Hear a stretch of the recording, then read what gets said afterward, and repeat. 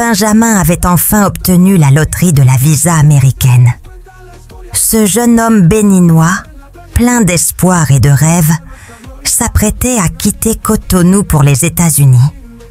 Mais au moment du contrôle à l'aéroport, l'agent américain aperçut quelque chose d'étrange dans son passeport. Son regard devint soudain grave, comme s'il venait de découvrir un secret caché.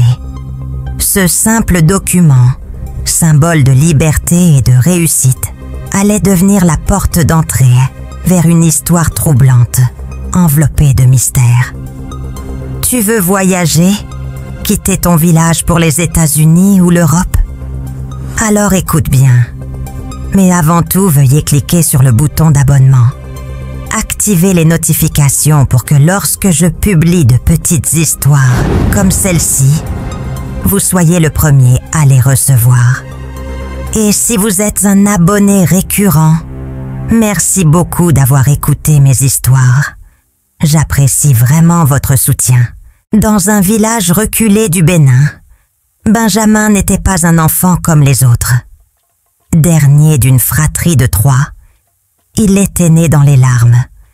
Ses parents étaient morts quelques semaines après sa naissance.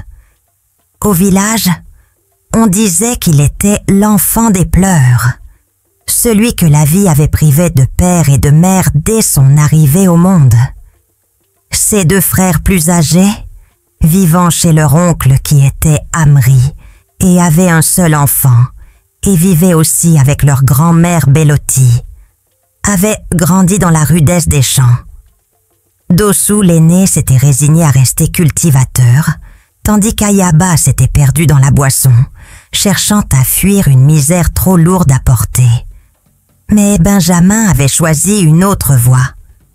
Depuis son enfance, il se distinguait par sa soif de savoir. On le voyait marcher des kilomètres pour rejoindre l'école, portant ses cahiers usés sous le bras. Le soir venu, il révisait encore à la lueur vacillante d'une lampe à pétrole, refusant que la pauvreté étouffe ses rêves. À force de persévérance et de courage, il décrocha son baccalauréat. Un exploit que personne n'attendait de lui. Ses frères ne comprenaient pas son entêtement pour les études. Eux qui pensaient que la vie se résumait aux champs, aux maigres récoltes et aux palabres de fin de journée. Pourtant, ce diplôme n'était qu'un début. Bienvenue dans l'univers des histoires mystérieuses, avec véritable conte africain, où chaque récit s'inspire de faits réels pour éveiller votre esprit et marquer votre vie d'une leçon.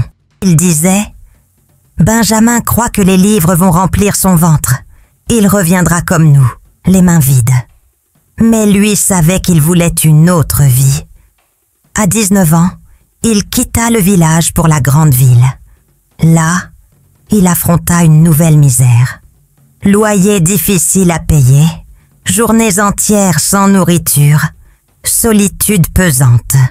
Il lui faisait aussi un petit coup de main pour l'aider à payer ses études et son loyer. Pour économiser, il s'imposait à une discipline stricte. Il portait toujours les mêmes chemises blanches, propres malgré l'usure. Comme pour affirmer sa dignité, il se privait de tout, mais partait toujours au cours, convaincu qu'un jour, ses efforts le conduiraient vers un avenir meilleur. C'est alors qu'il entendit parler du programme de loterie de visas américains, le fameux Diversity Visa Lottery. Il créa son compte en ligne et remplit son dossier presque sans y croire. Des milliers de candidats déposaient chaque année leurs demandes. Mais Benjamin garda en lui une petite étincelle d'espérance. Les mois passèrent. Le jour des résultats, il entra fébrilement sur le site, tape son numéro de confirmation et découvrit un message qui fit trembler ses mains. Il était sélectionné. Son cœur battait si fort qu'il eut l'impression qu'il allait s'arrêter. Ce jour-là, il pleura de joie. Pour lui, c'était un signe que sa vie pouvait enfin changer. La procédure, cependant, n'était pas immédiate. Tout se faisait en ligne. Envoi des documents, formulaires à remplir, vérification interminable.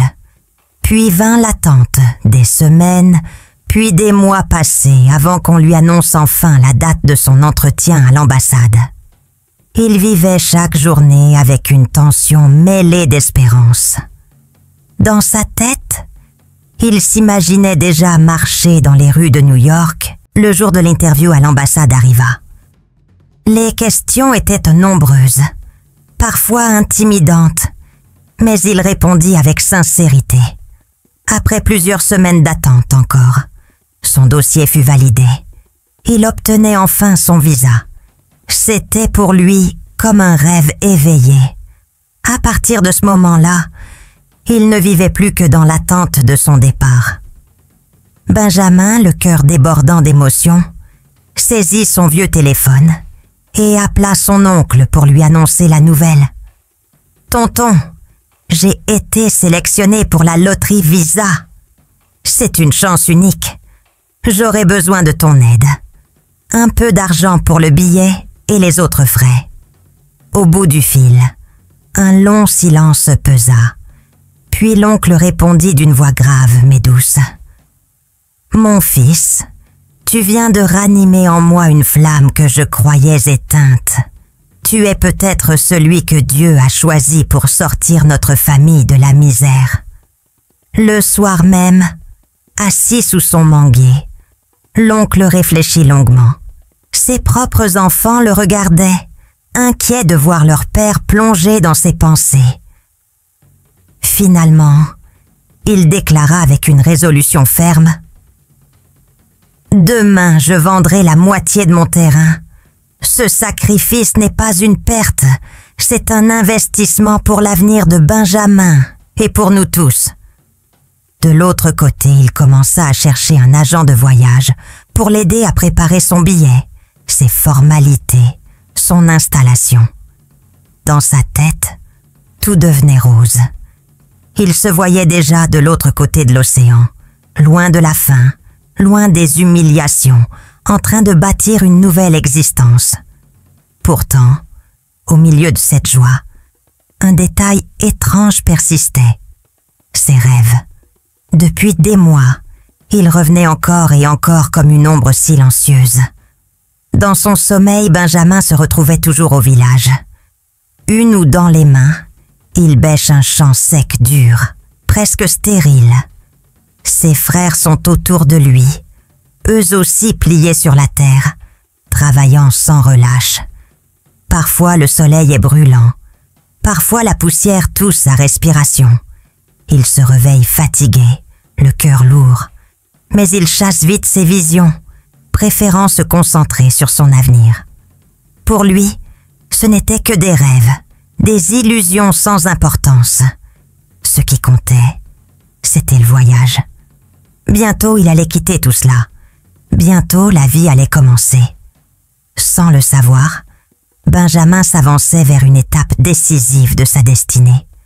Loin des rues animées de Cotonou, où Benjamin s'efforçait de survivre. Aux yeux de tous, elle n'était qu'une vieille femme courbée par les années. Toujours assise devant la maison familiale, son foulard noir serré autour de la tête. Grand-mère Bellotti avait le regard doux, le sourire parfois généreux. Mais ceux qui observaient attentivement ses yeux voyaient en qu'il ne riait jamais. Elle appartenait à cette catégorie de personnes qu'on respectait et qu'on craignait à la fois. Ce que Benjamin ignorait totalement, c'est que cette grand-mère possédait une connaissance et une influence dans le monde spirituel que personne n'osait contester. Depuis longtemps, elle avait dressé un rideau invisible sur la destinée de ses enfants et petits-enfants. Au village, on disait que cette famille béninoise avait une malchance particulière. Les fils aînés avaient saut cultivé. Leur récolte restait toujours maigre. Certains découragés s'étaient réfugiés dans l'alcool. D'autres, malgré leurs efforts, n'avaient jamais pu bâtir une maison solide, ni prendre femme. Tout semblait condamner la famille à tourner en rond dans la misère. Mais pour eux, c'était la vie, et personne ne soupçonnait l'existence d'un verrou spirituel. Elle n'avait jamais quitté la terre natale, mais elle sentait ce qui se tramait. Dans le monde spirituel, rien ne lui échappait. Elle savait que son petit-fils, ce dernier-né qui avait osé franchir les frontières du destin familial, se préparait à quitter le pays. Elle le sentait comme on perçoit une odeur persistante, même à distance. Benjamin, lui, ne se doutait de rien. Ses journées s'enchaînaient entre petites privations et grandes espérances. Le rêve devenait concret. Les États-Unis n'étaient plus une chimère, mais une destination possible. Dans son esprit de jeune Africain d'origine béninois, chaque pas vers ce voyage équivalait à une revanche sur la pauvreté et sur ce village où la fatalité semblait coller aux générations. Il imaginait déjà les rues lumineuses d'Amérique, les opportunités, la vie sans fin, sans privation. Il croyait qu'une fois dehors, il laisserait derrière lui les vêtements usés, les repas sautés et les humiliations discrètes d'une vie précaire. Mais au village, la grand-mère Bellotti avait d'autres calculs. Elle connaissait trop bien les codes invisibles, ces lois spirituelles qui dépassaient les hommes. Elle ne pouvait pas attaquer frontalement son petit-fils chéri, du moins pas sans raison. Alors, elle trouva un prétexte, un appel simple et direct. « Mon fils, envoie-moi de l'argent. » Une demande banale en apparence. Mais Benjamin savait que sa réalité ne lui permettait rien de tel.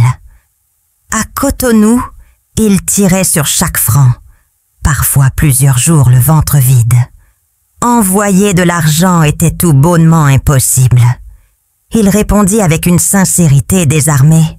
« Grand-mère Bellotti, je n'ai pas d'argent, grand-mère. Le petit travail que j'ai ici me permet seulement de payer mon loyer. Et surtout, bientôt je serai aux États-Unis. Tu sais, grand-mère, j'ai gagné la loterie. Bientôt je serai là-bas, et dès que j'y serai, je t'enverrai de l'argent à la fin de chaque mois. » Il crut clore la conversation, ignorant qu'il venait d'entrer dans le filet. Car la vieille femme n'ignorait pas sa misère. Elle savait parfaitement qu'il n'avait rien. Mais c'était le piège. En refusant ou en échouant à donner, Benjamin venait de fournir le motif qu'elle attendait.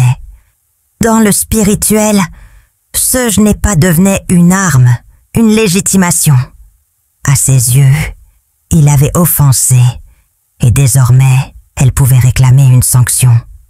Pendant ce temps, Benjamin poursuivait ce préparatif. Il réglait les derniers détails en ligne, cherchait un agent fiable pour l'accompagner dans son voyage.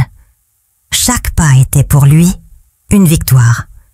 Le jour de l'achat de billets, il sentit sa poitrine se gonfler d'orgueil. Lui, un fils du Bénin, allait fouler bientôt le sol américain. Au village, la famille restait enfermée dans une spirale d'échecs. Ses frères, cultivateurs désabusés, passaient leurs soirées à boire pour oublier la sécheresse des champs. Autour d'eux, les récoltes semblaient toujours condamnées à flétrir, comme si un rideau invisible étouffait toute réussite. Personne n'osait dire qu'il y avait là une malédiction, mais chacun le pensait. Benjamin, lui, ne voulait rien entendre de cela. Pour lui, la fatalité n'existait pas. Il suffisait d'étudier, de se battre, de partir. Enfin, le jour du départ arriva à l'aéroport de Cotonou. Le cœur battant, il serra son passeport comme un trésor. Dans son esprit, il quittait tout, la pauvreté, la faim, les vêtements blancs devenus son uniforme involontaire. Il montait vers une vie nouvelle. Lorsque l'avion décolla, il jeta un dernier regard sur la terre béninoise qui s'éloignait. Ses yeux brillèrent, non pas de larmes, mais d'une fierté muette. Il croyait que l'histoire de sa vie changeait enfin de décor. Il ne savait pas qu'au même moment, dans l'ombre du village, sa grand-mère Bellotti avait déjà ouvert un dossier invisible contre lui. La manœuvre était achevée. Benjamin volait vers son rêve. Mais un piège attendait, tendu de longue date et dont il n'avait pas encore la moindre conscience. L'avion de départ depuis l'aéroport de Cotonou atterrit à New York après de longues heures de vol. Désormais, dans sa 27e, Benjamin, le jeune béninois, regardait par le hublot, fasciné par l'étendue des lumières qui scintillaient au sol. Il se disait qu'un nouveau chapitre venait de s'ouvrir dans sa vie, loin de son pays d'origine. Tout s'était déroulé normalement jusque-là. Le décollage, le trajet, les annonces de l'équipage, rien ne laissait présager la moindre complication. Avec son passeport béninois serré contre lui, il suivit la file des voyageurs qui se dirigeaient vers le contrôle d'immigration. Ce jeune béninois ambitieux avait le cœur qui battait fort, mais c'était l'excitation, pas la peur. Dans sa tête, il s'imaginait déjà téléphoner à ses frères depuis l'Amérique, leur annoncer qu'il avait franchi cette barrière qui jusque-là avait toujours semblé infranchissable pour la famille. Quand arriva à son tour, il tendit son passeport à l'agent d'immigration. La gante de l'immigration le prit, l'ouvrit, et soudain son visage se figea. Ses sourcils se froncurent et scruta encore la page. Benjamin, intrigué, essaya de sourire pour détendre l'atmosphère. Mais l'agent leva les yeux vers lui, puis vers le document, et se regarda. Méfiant, dit « Is this your passport ?» demanda-t-il sèchement. Benjamin hocha la tête. Bien sûr que c'était le sien. Il avait vérifié 100 fois avant de voyager. Mais l'agent tourna l'écran vers un collègue qui se pencha surpris. Un murmure parcourut la cabine de contrôle. Puis, sans prévenir, 2 autres officiers s'approchèrent. Benjamin sentit une sueur froide descendre dans son dos. L'agent fit pivoter le passeport pour lui montrer la page d'identité. Benjamin se pencha et son souffle se coupa. Là, à la place de sa propre photo, ce n'était plus son visage, c'était celui de sa grand-mère. Son foulard noir, son expression impassible, ses yeux sans éclat. Tout était là comme si le document lui appartenait à elle depuis toujours. Benjamin eut le vertige. Ce n'était pas possible. Il se souvenait parfaitement de la photo qu'il avait donnée, de celle qui avait été validée par l'ambassade américaine. Comment ce visage avait-il pu apparaître là? C'était inexplicable, irréel. Les agents, eux, n'avaient aucune pitié pour ce silence. Ils l'emmenèrent dans une petite salle isolée. On l'interrogea pendant des heures. On vérifia ses réponses, ses documents, son billet d'avion, tout. Mais rien n'effaçait l'évidence. Son passeport présentait une anomalie inacceptable. On le regardait comme un imposteur, comme un fraudeur. Benjamin essaya de se défendre, mais chaque mot semblait inutile. Plus il parlait, plus les visages des agents restaient refermés. Finalement, la décision tomba. Il ne pouvait pas rentrer sur le territoire américain. Le coup fut brutal. On lui confisqua son passeport. On le fit patienter dans une zone de rétention. Et quelques heures plus tard, il fut réacheminé vers un vol-retour. À chaque étape, il ressentait l'humiliation profonde d'un homme accusé à tort, rejeté là où il croyait être attendu. Quand l'avion redécolla vers le Bénin, Benjamin avait les yeux fixés dans le vide. Tout rêve s'effondrait en un instant, dans son cœur. La honte se mêlait à la peur. Comment expliquer cela? Comment dire à ses frères, à ses amis de retour au pays, qu'il avait été recalé de la porte de l'Amérique, de retour sur la terre béninoise. En revenant à l'aéroport de Cotonou, tout redevint normal. Son passeport portait de nouveau sa propre photo, la même qu'il avait toujours eue. La photo de grand-mère Bellotti ne se trouvait plus sur son passeport. Les autorités béninoises essayèrent de contacter l'immigration américaine et en retour ils envoyèrent un email disant qu'ils avaient plutôt vu la photo d'une vieille grand-mère à la place de celle de Benjamin. Benjamin errait comme une âme en peine. Ceux qui le connaissaient lui demandaient « Mais qu'est-ce qui se passait ?» Il n'avait pas de réponse. Il parlait d'un problème de papier, d'une erreur incompréhensible. Mais au fond de lui, une question revenait sans cesse. Comment le visage de sa grand-mère avait-il pu apparaître dans son passeport?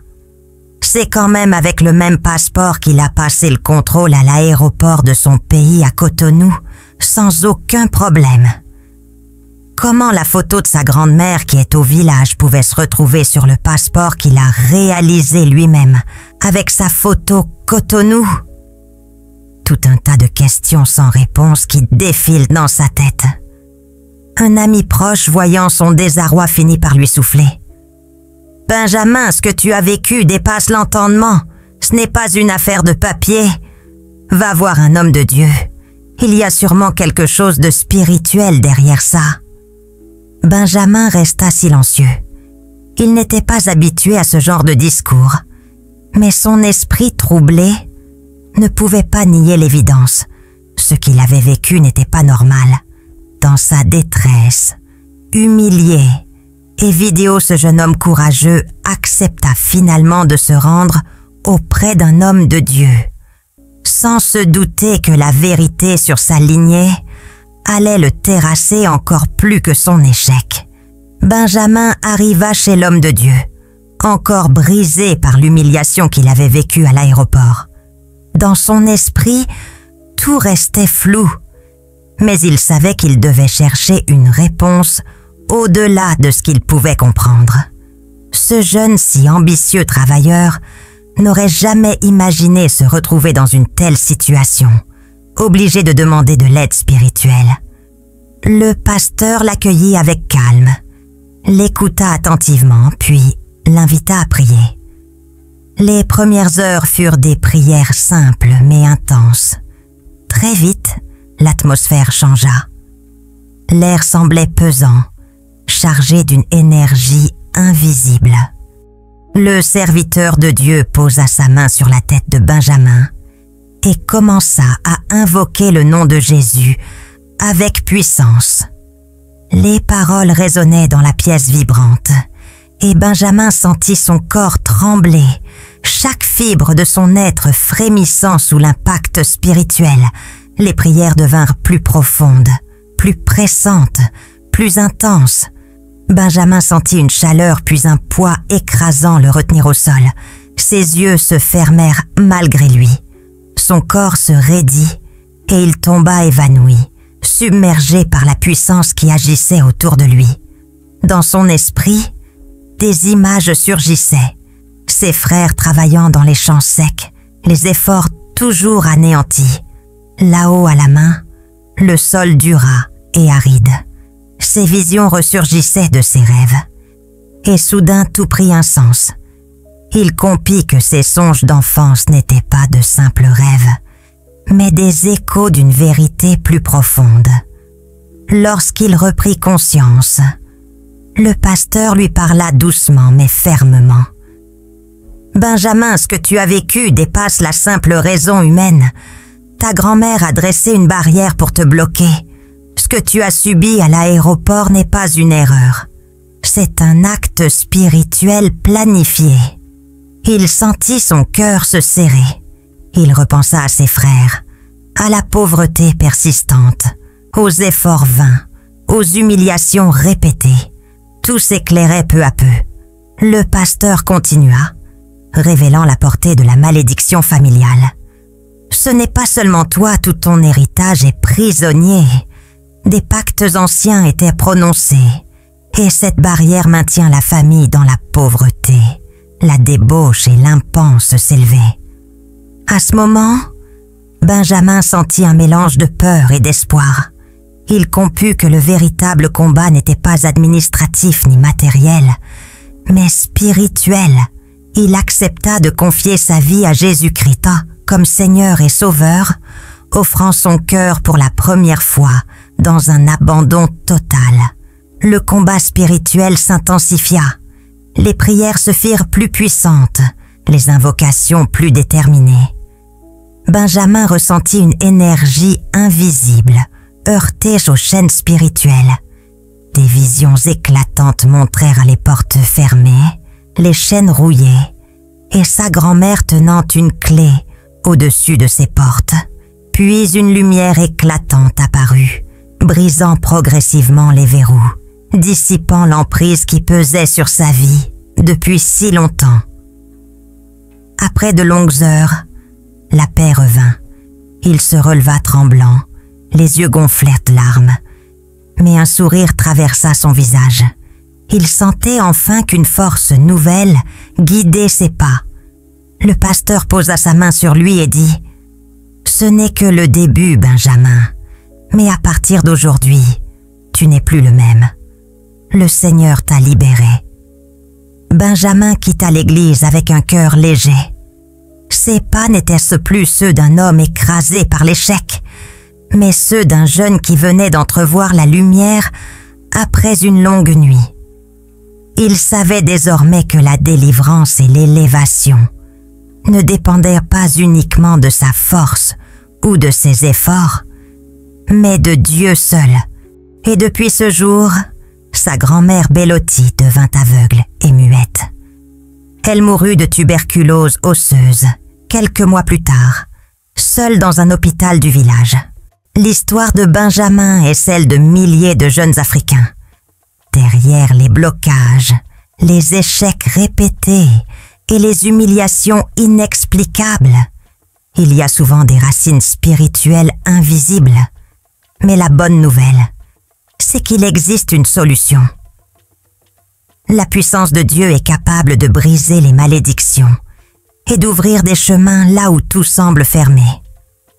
Toi qui regardes ou écoutes cette histoire, retiens ceci. La vie spirituelle est une réalité. N'attends pas que tes rêves s'éteignent dans la souffrance pour chercher la lumière. Approche-toi de Dieu, confie-lui tes combats et tu verras lui-même renverser les barrières dressées contre toi. Si ce récit t'a touché, aime, abonne-toi, partage-la et prends la décision aujourd'hui de marcher sérieusement avec Dieu. Comme Benjamin, ta délivrance peut commencer maintenant. Voilà, l'histoire d'aujourd'hui touche à sa fin. Mais avant de partir, aujourd'hui, notre salutation spéciale va directement à notre abonné clergé Maritza de la République dominicaine. Et toi aussi, dis-nous d'où tu nous suis. Si tu n'es pas encore abonné à cette chaîne, c'est le bon moment pour le faire. Clique sur s'abonner. Active la cloche pour recevoir toutes mes prochaines histoires dès qu'elles sortent. Tu ne voudras pas manquer la suite. Et à vous, mes abonnés fidèles, merci infiniment. Votre écoute, vos commentaires, vos partages, tout ça compte énormément pour moi. N'oubliez pas de prier avant toute chose. Que notre bon Dieu vous bénisse. À bientôt.